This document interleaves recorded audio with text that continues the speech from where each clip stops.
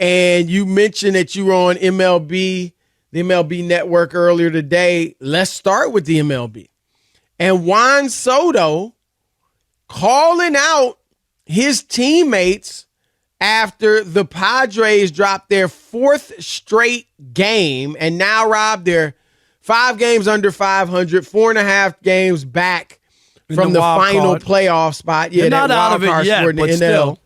No, but it's, they got time, but they better get it popping. And Soto was not having it after they dropped a game to Seattle 6-1.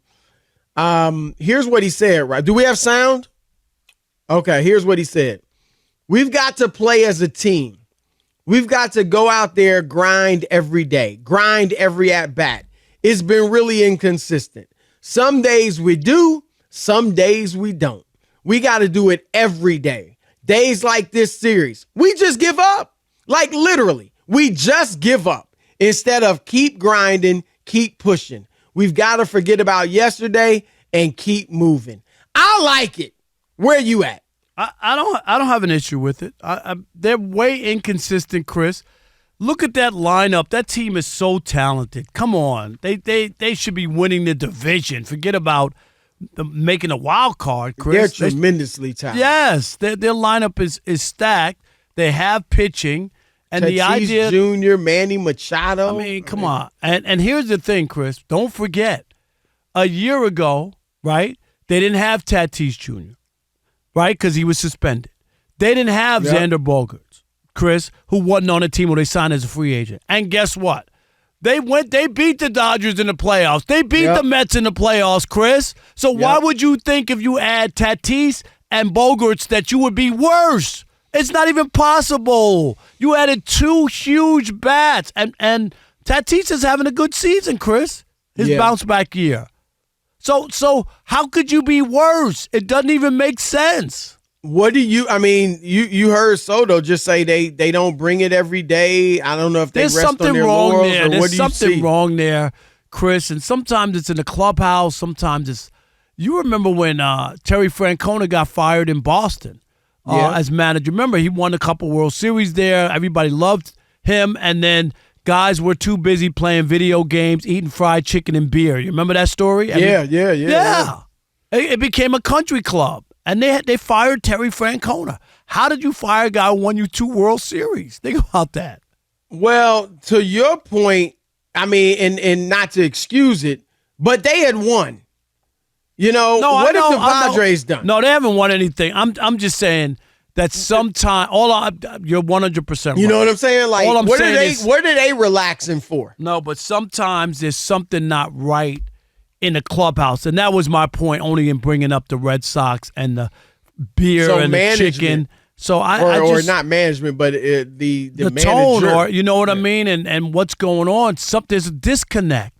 Chris, they got way too much talent. How in the world is this team scuffling? They can't even get to 500? We're in August, for God's sakes. Now, Soto wasn't the only guy, to call the team out. Manny Machado said some things. They had a team meeting. It's like their 4th this year. Which is way too many. That just means you're not getting it done. What is there to talk about? You're here to win. Like seriously. Right. Hey, guys, win tomorrow. Can we win? What are we doing? Right. What meetings are you talking about? But this is a theme we're seeing. Soto, of course, won the championship with that Nationals team in 2019? You remember? He won the championship. Was huge. That really... I mean, obviously, we knew he was a good player, but that put him on the map. Absolutely. 100%. That was huge for him. He was fantastic. Yep. And, so to me, that's who you want to hear from. And I know he's had his ups and downs since he's gone there, but I want to hear from a winner, a guy that knows what it takes to get it done. Rob, the Jets now, there's talk about Aaron Rodgers was impatient. The other day they scrimmaged with Carolina and he was getting sacked and, obviously they're not hitting him, but, right. He was basically getting sacked and he was impatient. I'm sorry. If I'm the Jets, then get impatient, Aaron Rodgers. I want to hear from him. He's won a Super Bowl. He's been an all-time great.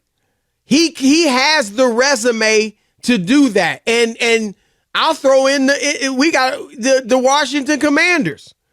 Eric Bieniemy. Now, I'm not saying, Rob, that because you've won, that gives you the right to, bad mouth people, call them out of their name and go overboard.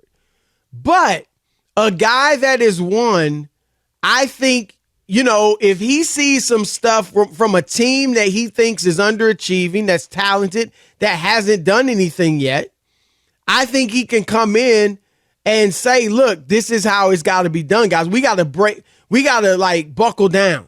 We got to be more disciplined. We got to pay more attention, whatever it might be. Right. But I think these three stories all kind of go together. And I think Soto, Aaron Rodgers, and Eric Bieniemy have earned the right to say, now again, these are men you're dealing with, so, don't just get crazy. Nah, you don't want that. Right, because you're dealing with grown men, no matter what the situation. Right. But they can say what they see and don't see. Right, and like it or not, when there are people who have done stuff that you haven't done, you listen. Yes. you got to listen. Like what did you do? How did you make this happen? And Aaron Rodgers can speak on it. Talk about whatever you want. He won a Super Bowl. He was the Super Bowl MVP. He's been on a team that's always been in the mix. He knows what it takes. Yep. And those things count. That's why you have them. So I do believe in that, and I think it's all right. There's tact though, but you don't got to act like exactly. You guys are bums and you don't know how to play and all that. That's not what we're looking for. Right. And I think, look, Soto's been there. And, I imagine they're comfortable with him in the locker room. Rodgers has done all the right things in New York since he's been there. And now Bieniemy is new, but he's got the two Super Bowls and he knows what it takes. Right. I mean, I don't know. We weren't there. I don't think, though, he's going overboard. You know what I mean? Like, he can't be that bad where he just. Yeah, it sounded like that. It was kind of blown up. And, coming from training camp, Chris, there's just not much going on. So any kind of story that has will have legs, Right. That's just how it is. Right.